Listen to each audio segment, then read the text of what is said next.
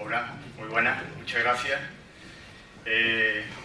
Bueno, el libro de Campesinos sin Tierra, que hicimos Luis Naranjo y yo, pues en un principio la idea que teníamos era de recoger pues, la forma de trabajo de los campesinos sin tierra de esta zona del Valle del Guadalquivir, y cuando, bueno, de la vida, trabajo, etcétera, de estas personas. Pero cuando le poníamos la grabadora, lo primero que estas personas hablaban era de la huida, de la guerra, lo más fuerte que le había pasado en su vida.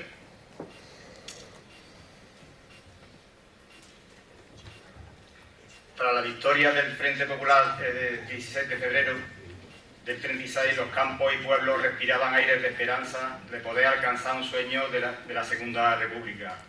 Democracia, la modernidad, la libertad, la educación, el progreso, la igualdad de los derechos universales de todos los ciudadanos. En la zona en la que yo vivo, al modo del río, que está en pleno Valle del Guadalquivir, es una de las zonas más ricas en cuanto a la de tierra fértil se refiere de Andalucía, y donde la mayor parte de terratenientes, de grandes terratenientes que hay, de Córdoba hacia la parte de Sevilla, la campiña de Córdoba y la campiña de Sevilla, y donde más desigualdad en Andalucía ha habido, y donde más reivindicaciones de la clase trabajadora ha habido pidiendo una cosa, un sueño que ha sido la humanización del trabajo, porque en esa parte la esclavitud era diaria, el trabajo de sol a sol. Y una de las cosas que se reivindicaban era la reforma agraria.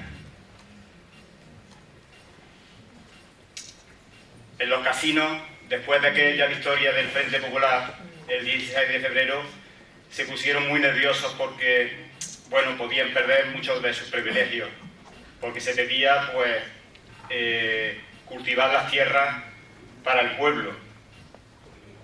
Pero los terratenientes ya llevaban tiempo conspirando, como diciendo, bueno, si queréis comer, que os dé de comer la República.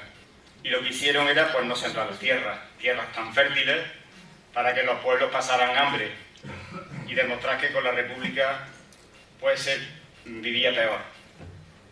La trama cívico-militar organizada durante meses por la oligarquía agraria, ahí estaba Cruz Conde, Vallellano, Eduardo Quero, son grandes terratenientes que, si le preguntamos a mucha gente de Córdoba por esta gente, seguramente dirán que son calles de Córdoba, porque le pusieron nombre a estos terratenientes y poderosos. Además de los militares como el asesino de Queipo de Llano, Cascajo, muy conocido en Córdoba. En Córdoba capital, el genocidio empieza el mismo 19 de julio. Los fusilamientos masivos se convierten en una sangrienta rutina encabezada por un comandante de la Guardia Civil, que era Luis Zurdo, y tarea que continúa otro terrible y peor, don Bruno. Por lo visto, Zurdo era una persona que mandaba a fusilar de las tabernas y estaba un poco descuidado. Y bueno, pues este hombre, don Bruno, pues lo hacía bastante mejor. Córdoba protagoniza, la ciudad de Córdoba, la primera desbandada hacia la sierra, camino de Cerro Muriano. Debido a los fusilamientos en masa, se estaban produciendo en la misma capital. Cientos de personas estaban siendo fusiladas, principalmente sindicalistas, por haber hecho una huelga general, quejándose lógicamente del golpe de Estado. Además, detrás de ellos iban sus familias, que quedaron diseminadas un poco por la sierra, porque no sabían de lo que iba el tema, si esto iba a ir para adelante o iba a ir para atrás. El 18 de julio, jornaleros y jornaleras de Andalucía, de todos los pueblos, se despertaban como cualquier un día normal, trabajando, segando, escochando alcornoques en la sierra, era la época, en fin, trabajando duro, sin saber el duro golpe que le esperaba. El 19 de julio, la provincia de Córdoba se despertaba con 48 de los 75 municipios en manos del bando sublevado.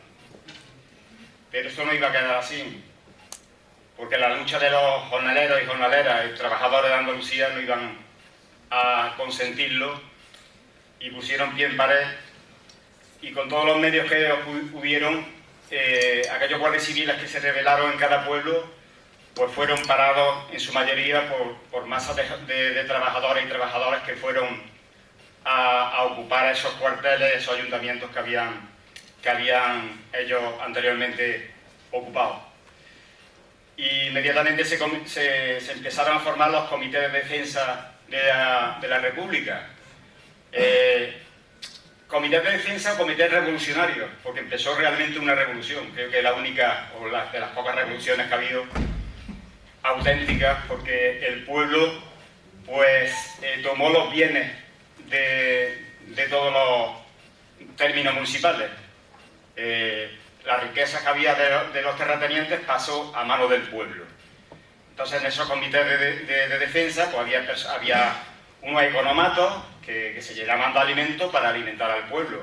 El pueblo no podía ir a trabajar, no podía sustentarse porque había un problema, como ya sabemos, y esos trabajadores lo organizan bastante bien.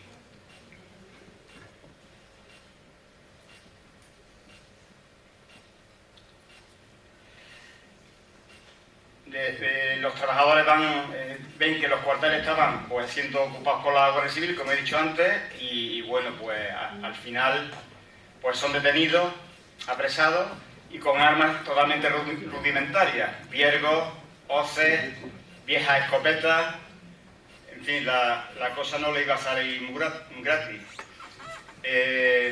Y bueno, montaron barricadas.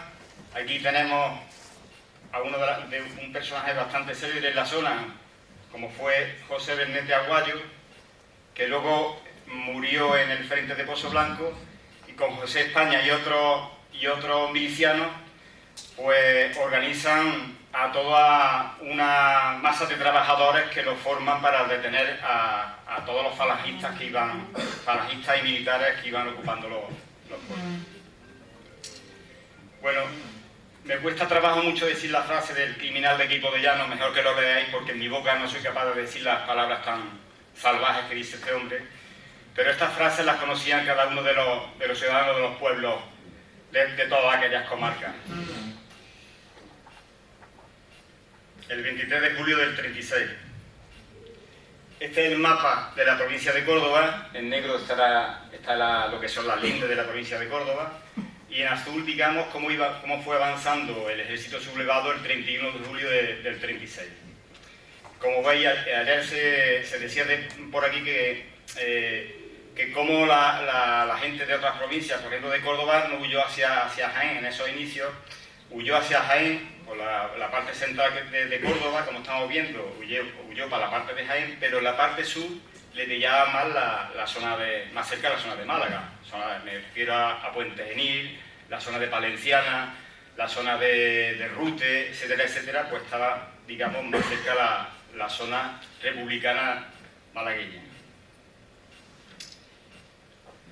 Desde Córdoba salían pues militares a ocupar los pueblos más cercanos, bombardeando con artillería por pueblos como por ejemplo Almodóvar, ¿no? En el que se puede ver en esta fotografía un impacto en el castillo, pero que también cayeron en el ayuntamiento, cayeron en varias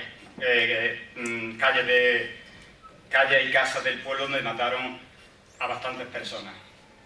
Ante tanta barbarie, miles de familias huían a la Sierra Morena, ocultándose en el bosque, durmiendo al raso, en cuevas, chozas de monte, de una manera improvisada.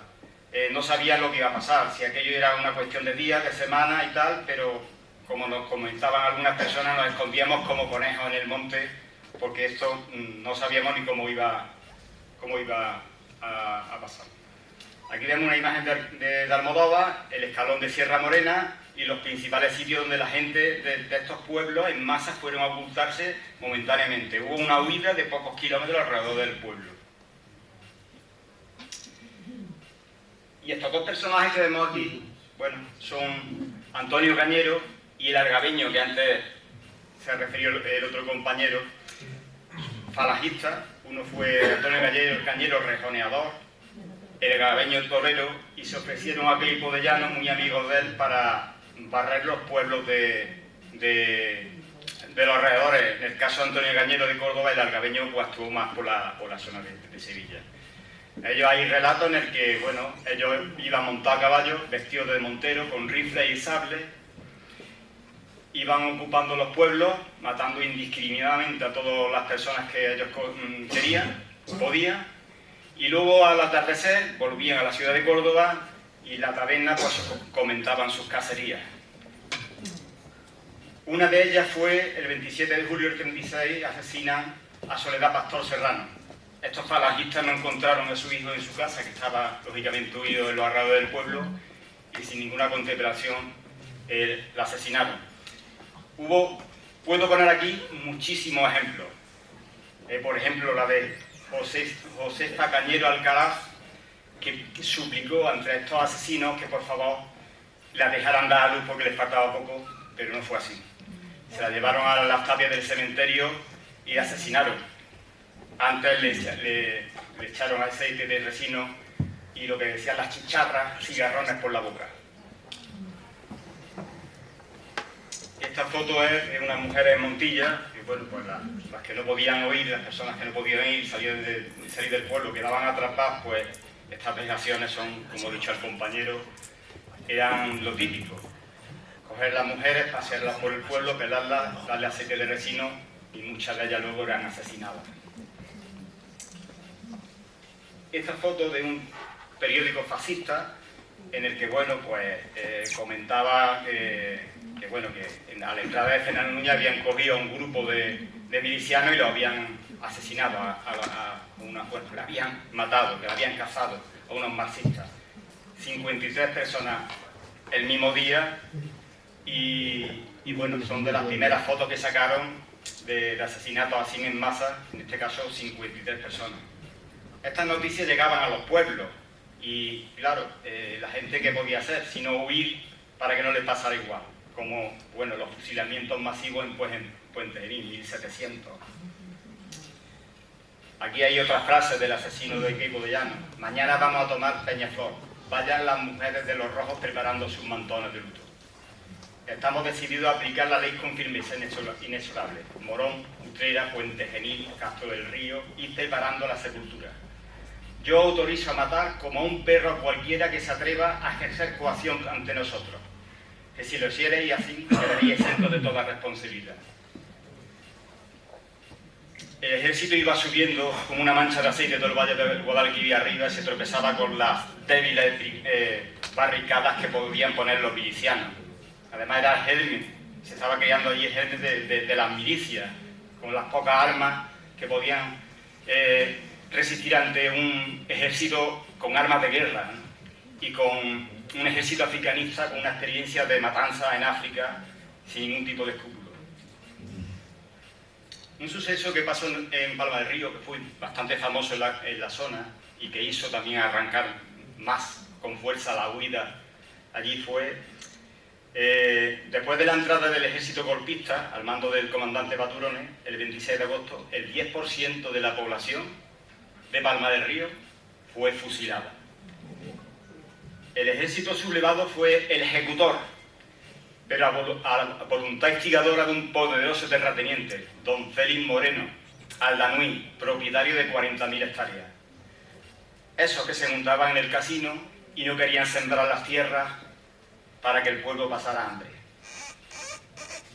El Comité de Defensa de la República, cuando tuvieron que coger alimentos y meterlo en los economatos para alimentar al pueblo, pues mataron varios toros de este ganadero y bueno, pues este hombre se vengó diciendo: voy a matar a 10 jornaleros por cada toro muerto. Y ahí está el corralón de Don Félix, donde murieron, se habla de 350, de 400 personas, pero no hay una persona en Palma del Río que tuviera un familiar muerto ese día allí en el corralón de Don Félix. Aquí voy a mostrar un mapa en el que, bueno, el avance fascista de los sublevados, vemos en azul, y la flecha, la orientación que iba y los pueblos en los que en el libro de Campesinos sin Tierra nos centramos, ¿no? El 18 de julio fue ocupado Córdoba, capital, y la primera huida fue a Cerro Muriano. El 9 de agosto fue en Constantina, después hubo cerca, se habla de cerca o más de 1000 muertos, fusilados. La huida fue hacia la Nava de la Concepción. Pocos días después, el 12 de agosto, la Nava de la Concepción cae en manos de los sublevados y se inicia una gran evasión de todos esos pueblos, prácticamente todo el pueblo de Constantina y de la Nava de la Concepción huyen hacia la cuenca minera de Peñarroya. En este caso fue a la zona de Fuente de Cuna. Seguidamente, Almo del Río, el 20 de agosto, que fue ocupado desde Córdoba, a través de Córdoba, y hubo una huida de este pueblo en una primera fase hasta Villaviciosa, pero también caminaron hacia Posadas, que estaba todavía en manos republicanas. El 20 de agosto mismamente cae la Puebla de los Infantes de Sevilla, debido también a un montón de bombardeos que estaban haciendo desde la aviación, y huyen hacia Posadas.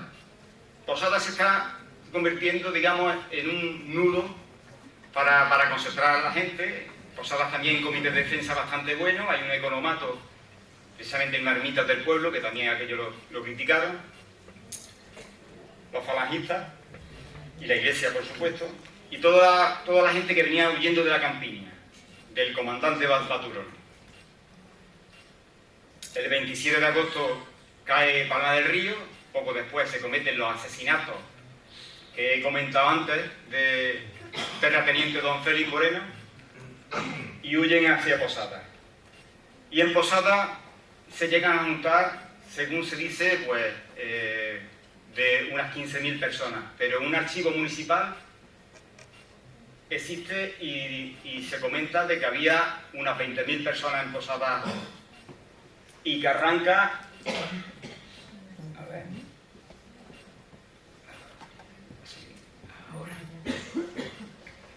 El 28, antes de que las tropas fascistas entren en el pueblo, un comité de Villaviciosa, bueno, la gente de Posadas llama por teléfono a gente de Villaviciosa, que había una línea de teléfono, la calle entonces, piden ayuda, baja una brigada de Villaviciosa y valoran de que era imposible parar el ejército de Baturones. Entonces se inicia una marcha brutal de unas 20.000 personas camino de Villaviciosa. Hay muchas personas que nos relatan, pues, bueno, pues, posiblemente no fue como la desbandada aquí de Málaga, pero sí fueron bombardeadas por tierra y por aire. Y además, mucha de la gente que se iba quedando rezagada por los asesinos del batallón de Cañeros, que también iban pasándolos por sable y con sus rifles. Cerro Muriano, la última batalla, la batalla de Cerro Muriano, el 6 de septiembre, y Hornachuelo, el último pueblo de aquí de la zona del Guadalquivir, que cae el 7 de septiembre, que utiliza una ruta muy difícil, porque ya no le quedaba otra, que era a través de la sierra, y se ofrecen varios milicianos que conocían la ruta perfectamente por veredas muy complicadas, con una orografía abrupta, entre la sierra embarrancada, donde mucha gente se perdió en el monte, y bueno, ya algunos de los personajes que aparecen en el libro nos relatan como una persona, un miliciano llamado Clarito, lo fue guiando y salvó muchas vidas. Luego le aplicaron la ley de fuga allí por el año 40 y tanto, porque bueno, como salvó muchas vidas de pobres, pues posiblemente ese fue su castigo.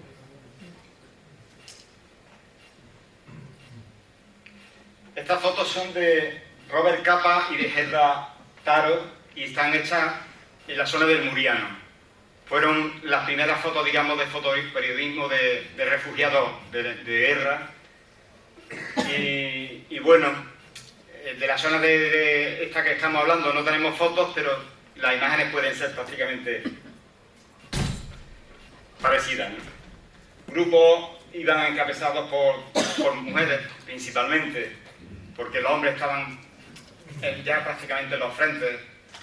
Casi toda la gente que iba huyendo de esta zona de Posada, de Almodóvar y tal, eran mujeres, niños, ancianos, enfermos, gente que se había quedado rezagada, fundamentalmente.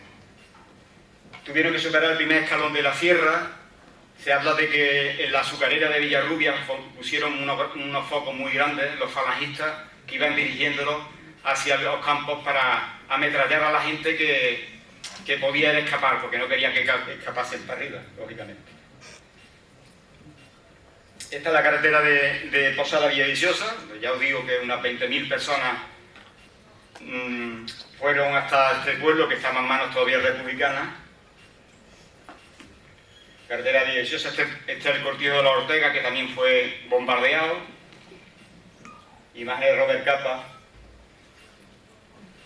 Y que la gente, muchas familias, pues no querían dejar lo poco que tenían. Iban con sus burros, incluso arrancaron con sus piadas de ovejas, que tuvieron que ir dejándolas por el camino. En la huida fueron bombardeados, como ya he dicho, por tierra y aire, escondiéndose en el monte cuerpo a tierra para esquivar las balas. Y una de las cosas que más salvó la vida, digamos, en esta zona fue los bosques tremendos que existen en la zona de Encina y Alcornoques, que bueno, pues si no llega a ser porque se escondieron como si fueran animales en el monte, hubiera habido muchas más muertes. Aquí tenemos una foto del Algabeño, que puede ser muy parecida a la de Cañero, de estos cazadores de personas que iban persiguiendo pues a las personas. El pueblo de Villaviciosa acogió a todos estos cientos o miles de personas. Y los pueblos de la zona, concretamente Posada, hubo un agradecimiento, un reconocimiento y gratitud por la acogida que recibieron de este pueblo, porque bueno, se portaron bastante bien. Estas tres mujeres tuvieron este reconocimiento, tres mujeres que nos contaron sus historias también, que vieron muertos, que vieron gente herida, que pasaron calamidades hasta llegar a la zona republicana, el amparo republicano. Ellos huían, como decían estas mujeres. Nosotros sabíamos perfectamente dónde teníamos que ir, buscando amparo a la zona republicana.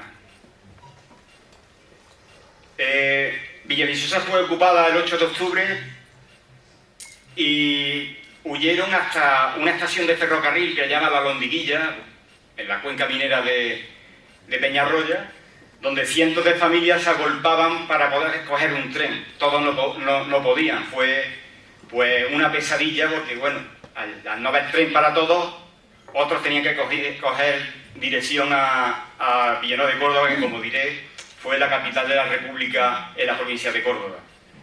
Allí la gente tuvo que dejar sus burros, sus mulos, su medio de transporte, que es como, bueno, hoy nuestro coche, nuestro vehículo, o sea, y muchas cosas que no podíamos subir en el tren porque tenían unas limitaciones, ¿no? Como decían los trenes borregueros, no eran trenes para las personas.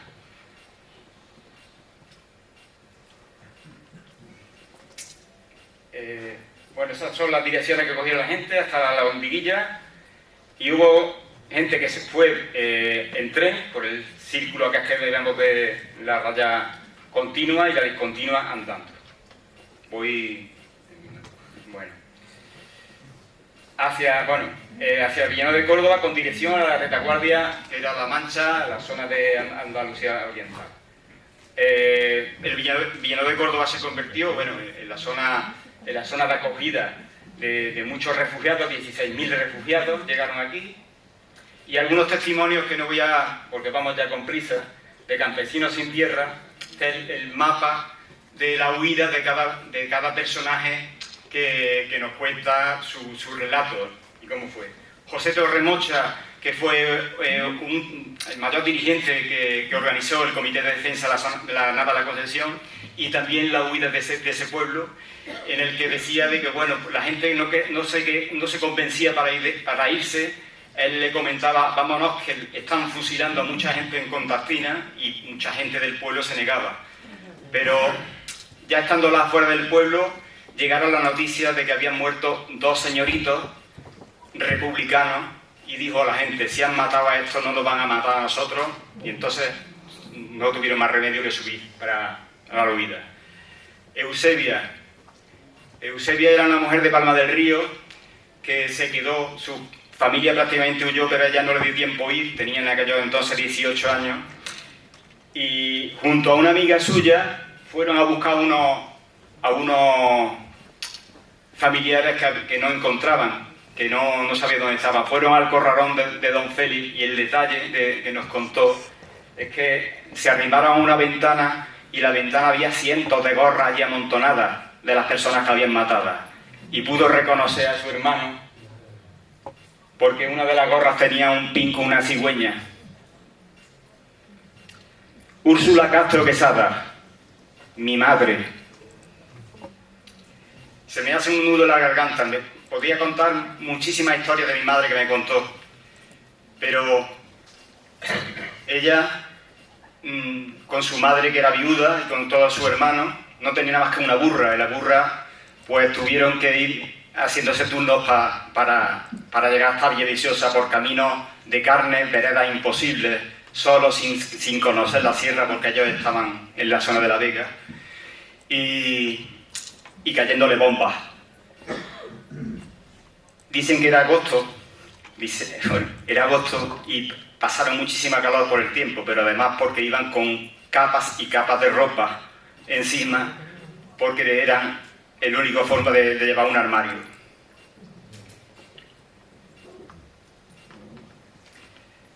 Adelaida, cuando llegó a la estación de la Olondiguilla de Don Lachuelo, había tanta gente abarrotada dentro del tren borreguero que se cayó por una de las puertas del tren y se partió. Iba ya el tren en marcha y se partió el tobillo. La madre saltó con el tren en marcha y la rescató. En fin, cientos de historias que, bueno, no me da tiempo de contar, pero bueno, también Ana Ramos García, la hija del último guerrillero de la provincia de Córdoba, de José Ramos García.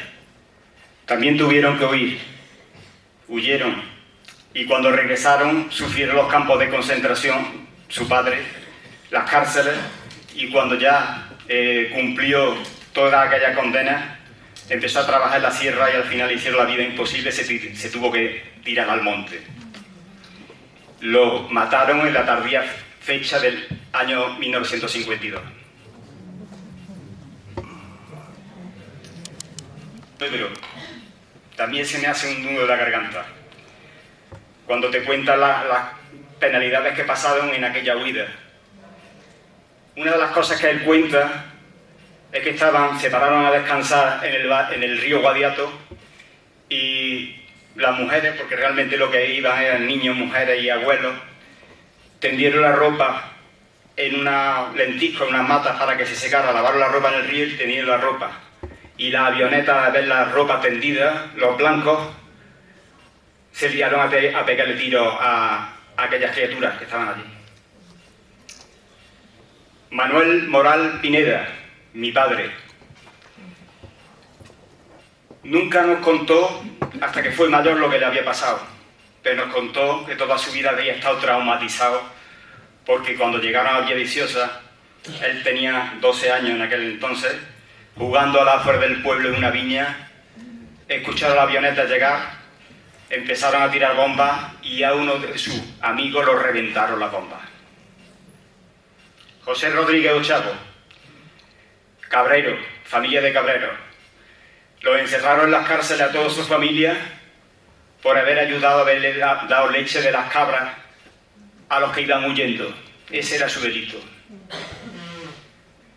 José Moro Cobos, huido de Fuente Palmera, se adherió al frente para luchar por la República y no paró de luchar por todos los frentes de España. Al final terminó en un campo de concentración en Francia, y de allí se alistó a la Legión Francesa. Estuvo luchando contra el fascismo en Libia, Argelia. en Italia, y estuvo muy cerca de donde ajusticiaron a Mussolini. Gracias a la huida, muchos hombres y mujeres pudieron seguir luchando al lado de la República, defendiendo la democracia en los frentes, por lo que estos desplazamientos forzosos fueron, en el fondo, actos de resistencia antifascista. Luego vino la llegada, y en la llegada se aprovecharon de todas esas personas que por haber estado simplemente en la zona republicana fueron apresados, fusilados, llevados al campo de trabajo, como fue el famoso Canal de los Presos, donde alguna gente de Posada, de Almodóvar, de toda la zona, pues estuvieron presos para un trabajo hecho para los señoritos. Fue el agradecimiento a los señoritos por todo lo que habían hecho por el fascismo. Allí murieron muchas personas también de la zona. Y bueno, con esto termino. Esa fue la España que quedó. De la mano de obra de muchos niños, porque sus padres habían muerto, estaban en campos de concentración, habían sido fusilados, exiliados, y estos niños que huyeron ya no conocieron más escuelas, las escuelas de la República. Fueron niños esclavos. Y los terratenientes se salieron con la suya.